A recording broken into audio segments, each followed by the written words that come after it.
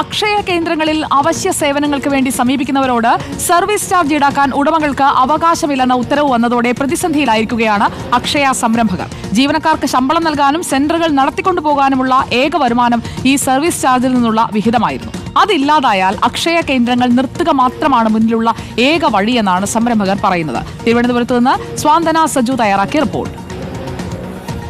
അക്ഷയ കേന്ദ്രങ്ങൾ ബിസിനസ് കേന്ദ്രങ്ങളല്ല, മറിച്ച് സേവന കേന്ദ്രങ്ങളാണ് എന്നാണ് ഇന്നിപ്പോൾ ഹൈക്കോടതി വ്യക്തമാക്കിയിരിക്കുന്നത്. അതുകൊണ്ട് തന്നെ അക്ഷയ കേന്ദ്രങ്ങളിലേക്ക് വരുന്ന ആവശ്യങ്ങൾക്കായി അക്ഷയ കേന്ദ്രങ്ങളിലേക്ക് വരുന്ന പ്രത്യേകിച്ച് സേവനങ്ങൾക്കായി വരുന്ന ആളുകളിൽ നിന്ന് ഫീസ് ഈടാക്കാൻ ഉടമകൾക്ക് അവകാശമില്ല എന്നുള്ള ഒരു കാര്യമാണ് ഇന്നിപ്പോൾ ഹൈക്കോടതി വ്യക്തമാക്കിയിരിക്കുന്നത്. നമ്മളിപ്പോൾ നിൽക്കുന്നത് ഒരു അക്ഷയ സെന്ററിലാണ്. നമുക്ക് കാണാം നിരവധി ആളുകൾ ഇവിടെ ഉണ്ട്, നിരവധി സ്റ്റാഫുകളും മറ്റും ഇവിടെ ഉണ്ട്. അപ്പോൾ ഇതിന്റെ പ്രധാനപ്പെട്ട വ്യക്തി ഇവിടെയുണ്ട്. നമുക്ക് അദ്ദേഹത്തോട് ചോദിക്കാം, ഇന്നത്തെ കോടതി വിധിയെ എങ്ങനെയാണ് നോക്കിക്കാണുന്നത്? ഏത് തരത്തിലാണ് ഒരു അക്ഷയ സംരംഭകൻ എന്ന നിലയിൽ ഇത് ബാധിക്കുന്നത്?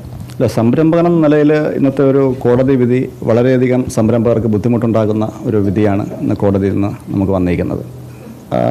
ഒരു അക്ഷയ കേന്ദ്രത്തിന് ആവശ്യമായിട്ടുള്ള എല്ലാ സൗകര്യങ്ങളും ഒരുക്കുന്നത് അക്ഷയ സംരംഭകരാണ്. അപ്പോൾ അതിനകത്ത് വേണ്ടുന്ന എല്ലാ സാമ്പത്തിക ഇൻവെസ്റ്റ്മെൻറ്റും വഹിക്കുന്നത് അതാത് സംരംഭകരാണ്. അതുപോലെ തുടർന്ന് അക്ഷയയുടെ പ്രവർത്തനങ്ങൾക്ക് മുന്നോട്ടുള്ള പ്രവർത്തനങ്ങൾക്ക് ആവശ്യമായിട്ടുള്ള എല്ലാ എക്സ്പെൻസുകളും, അങ്ങനെ ഒരു ഓഫീസ് പ്രവർത്തിക്കുന്ന ആവശ്യമുള്ള കമ്പ്യൂട്ടർ, ഇൻ്റർനെറ്റ്, പേപ്പർ, അങ്ങനെ നമ്മൾ കർപ്പൂരം, ഉപ്പ് തൊട്ട് കർപ്പൂരം എന്ന് പറയുന്നത് പോലെ ഒരു അക്ഷയ കേന്ദ്രം പ്രവർത്തിക്കുന്നതിന് ആവശ്യമായിട്ടുള്ള എല്ലാ ആവശ്യമായിട്ടുള്ള ഇൻവെസ്റ്റ്മെന്റ്. പൊതുജനങ്ങൾക്കൊരു തെറ്റിദ്ധാരണ ഉണ്ടാകും, ഈ അക്ഷയ കേന്ദ്രങ്ങൾ എന്ന് പറയുമ്പോൾ അത് സർക്കാരിന്റെ സ്ഥാപനങ്ങളാണ്, അല്ലെങ്കിൽ സർക്കാർ ഫണ്ട് ചെയ്യുന്ന സ്ഥാപനങ്ങളാണ് എന്നൊരു തെറ്റിദ്ധാരണയുണ്ട്. ശരിക്കും ഇതൊരു സ്വകാര്യ സംരംഭം നടത്തുന്നത് പോലെ തന്നെയാണ് അല്ലേ? അപ്പോൾ ശരിക്കും ഒരു അക്ഷയ കേന്ദ്രം നടത്തുക എന്ന് പറയുന്നത് സ്വകാര്യ വ്യക്തികൾ മുഴുവൻ ഇൻവെസ്റ്റ്മെന്റ് വഹിച്ചുകൊണ്ട് തുടർന്നുള്ള ചെലവുകളെല്ലാം വഹിച്ചുകൊണ്ട് നടത്തുന്ന ഒരു സംരംഭമാണ് അക്ഷയ എന്ന് പറയുന്ന സംരംഭം. സർക്കാർ ഏതെങ്കിലും തരത്തിലുള്ള സഹായം ഇതിലേക്കായി നൽകാറുണ്ടോ?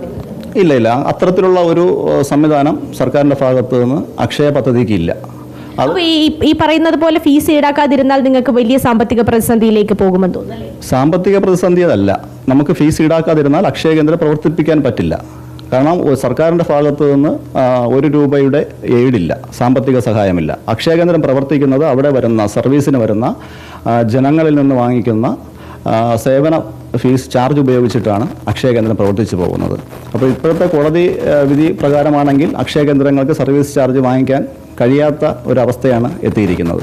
അപ്പോൾ അത്തരത്തിലൊരു കേന്ദ്രം നമുക്ക് നടത്തിക്കൊണ്ടുപോകാൻ പറ്റില്ല. അങ്ങനെ വരുമ്പോൾ അതിനുള്ള സാമ്പത്തിക സഹായം സർക്കാരിൻ്റെ ഭാഗത്ത് നിന്ന് അക്ഷയ കേന്ദ്രങ്ങൾക്ക് ഉണ്ടാവണം. അവിടെ ഏകീകൃത ഫീസ് സംവിധാനം സർക്കാരിൻ്റെ ഒരു പദ്ധതി എന്ന നിലയിൽ അത് ആവശ്യമെന്നുള്ളതാണ് ഒരു സംരംഭകൻ എന്ന നിലയിൽ ഞാൻ പറയുന്നത്.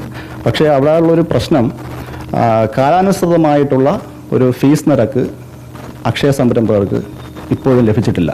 പക്ഷെ അക്ഷയ എന്ന് പറയുന്ന സംവിധാനത്തിൽ 2018 ശേഷം ഇതുവരെ ഫീസ് നിരക്ക് എന്ത് ചെയ്തിട്ടില്ല, വർദ്ധിപ്പിച്ചിട്ടില്ല. ഇപ്പോഴും അക്ഷയ കേന്ദ്രം പ്രവർത്തിച്ചു പോകുന്നത് 2018 റേറ്റ് ചാർട്ട് വെച്ചിട്ടാണ്.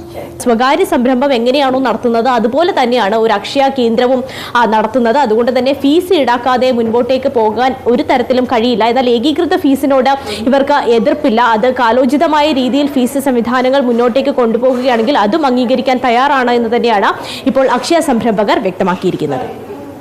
Thank you. സ്വാന്തന സജുവാണ്